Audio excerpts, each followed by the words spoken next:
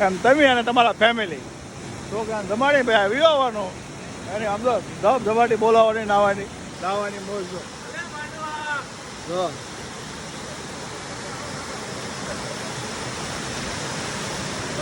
આ બધા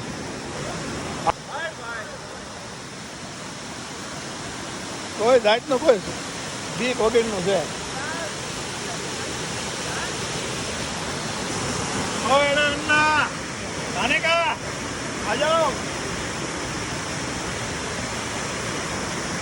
નાવા આવી જાવ નાવા મજા આવે એવું છે વાતાવરણ. આ લીંગા ગામ હો પૂરા